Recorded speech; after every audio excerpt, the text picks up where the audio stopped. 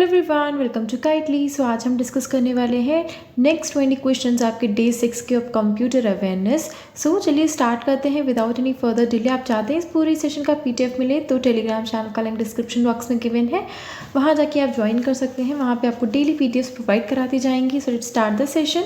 सो first है which of the following is not a disk operating system. DOS command इनमें से कौन सा नहीं है? डेल यानी कि DELDIR, हाउ यानी कि HOW, फॉर्मेट या इनमें से कोई नहीं। तो आंसर आपका हो जाएगा option C, that is HOW यानी कि हाउ जो है वो आपका डिस्क ऑपरेटिंग कमांड नहीं है। फॉर्मेट करना हो या डिलीट करने के लिए डिल करना हो तो ये आपके जो है ऑप्शंस हैं, बट हाउ यानी कि HOW नहीं है आपका किसी भी तरह का कमांड डॉस में, MS डॉस में। ठीक है। द नेक्स्ट क्वेश्चन है व्हाट टाइप ऑफ कंपोनेंट में कम इन अ डुअल कोर वर्जन। तो इनमें से कौन सा जो है वो डुअल कोर वर्जन में आता है? RAM, SSD, PCI card, CPU या इनमें से कोई नहीं। तो डुअल कोर वर्जन आप देखते हैं इंटेल का डुअल कोर वर्जन होता है, तो उसमें से डुअल कोर वर्जन आपका बेसिकली किस में होता है?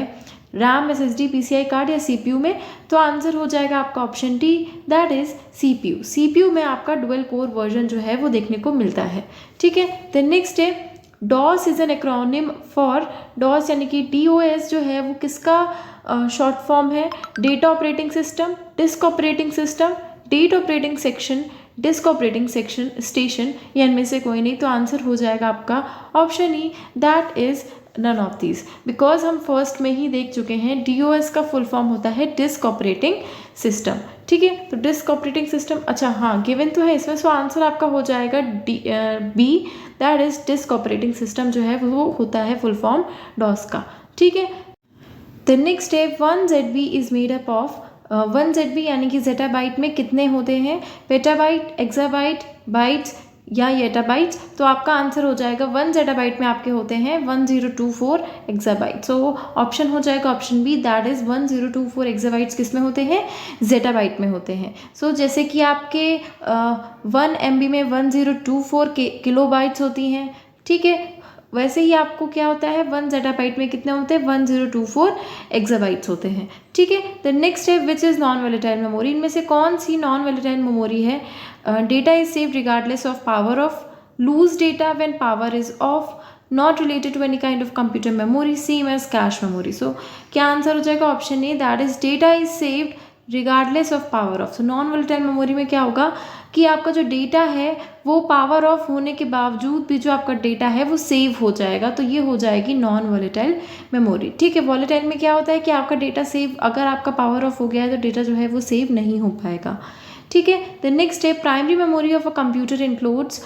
तो प्राइमरी मेमोरी में क्या होता है? रैम होती है सिर्फ, कैश होता है, रैम एंड कैश दोनों होते हैं, हार्ड डिवाइस होती है। तो आंसर हो जाएगा option A, that is RAM. RAM only जो है वो आपकी प्राइमरी मेमोरी है, तो ये आपको याद रखना है। ठीक है। यानी कि random access memory. The next है what is the full form of GUI in terms of computers.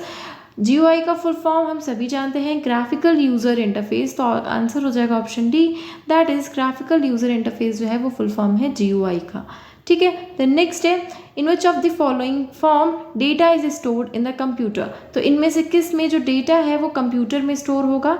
Decimal, binary, hexadecimal या ऑक्टल या इनमें से कोई नहीं। तो आंसर हो जाएगा option B, that is binary. So data जो है हमारा हमेशा बाइनरी फॉर्म में ही स्टोर होता है कंप्यूटर में, तो ये हम सभी जानते हैं। बट इन केस आपका एग्जाम में आता है डेसिमल, बाइनरी, हेक्साडेसिमल, ऑक्टल, तो आंसर हो जाएगा option B, that is binary form में जो डेटा होता है वो हमेशा सेव होता है, वो रीडेबल होता है कंप्यूटर के लिए। द नेक्स्ट है in MS Excel which of the following formula is not entered correctly. So MS Excel के फॉर्म में इज इक्वल्स टू, इनमें से कौन सा जो डेटा है वो करेक्ट फॉर्म में नहीं है? तो आंसर हो जाएगा आपका option B, that is 137 plus 549 is equals to का साइन यूज नहीं हुआ है, इसीलिए जो ऑप्शन बी है वो जो है करेक्ट फॉर्म में एंटर नहीं हुआ है फॉर्मूला। द नेक्स्ट है for each instruction of a program in the memory the CPU goes through a decode, fetch, execute sequence, execute, store, decode, fetch, decode, execute, fetch, execute, decode। तो answer हो जाएगा option C, that is fetch। तो क्या करेगा CPU? पहले fetch करेगा, then decode करेगा, तब जाकर के उसको execute करेगा। सो execute वाला जो आपका स्टेप है वो सबसे लास्ट में आएगा, ये आपको याद रखना है। सबसे पहले fetch करेगा, मतलब ऑब्टेन करेगा उसको, फिर उसको डिकोड करेगा रीडेबल फॉर्म में, देन उसको एग्जीक्यूट करेगा, ठीक है। देन नेक्स्ट है which of the following is the fastest memory. तो इनमें से फास्टेस्ट मेमोरी कौन सी है? प्राइमरी तो मैंने आपको बता दिया कि उन ऑप्शंस में से रैम जो थी वो प्राइमरी मेमोरी थी। इसमें फास्टेस्ट मेमोरी कौन सी है? Secondary memory, auxiliary memory, cache memory या वर्चुअल मेमोरी। तो आंसर हो जाएगा C, that is cache memory जो होती है आपकी वो हमेशा फास्टेस्ट मेमोरी रहेगी। देन नेक्स्ट है which is the current arrangement of memory types from highest to lowest speed. तो हाईएस्ट से लोएस्ट के फॉर्म में कौन सी जो है वो करेक्ट फॉर्म में है? तो आंसर हो जाएगा option C, that is registers, then cache, then main memory, then secondary storage. तो मेमोरी के फॉर्म में रजिस्टर्स, कैश, मेन मेमोरी और सेकेंडरी स्टोरेज, ठीक है, इस फॉर्म में रहेगा। द नेक्स्ट है MS PowerPoint में the best way to insert a new slide in a presentation is to use.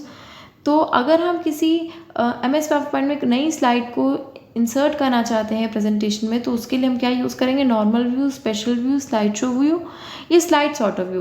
तो आंसर हो जाएगा स्लाइड सॉर्ट ऑफ व्यू। तो it's obvious from the options कि अगर हमें किसी स्लाइड को सॉर्ट करना है या स्लाइड को, न्यू स्लाइड को इंसर्ट करना है, तो उसके लिए हम स्लाइड सॉर्ट ऑफ व्यू का यूज़ करेंगे, ठीक है। देन नेक्स्ट MS Excel में कौन से टूल्स का आप यूज़ करते हैं to allow extracting the significance from a large detail data set.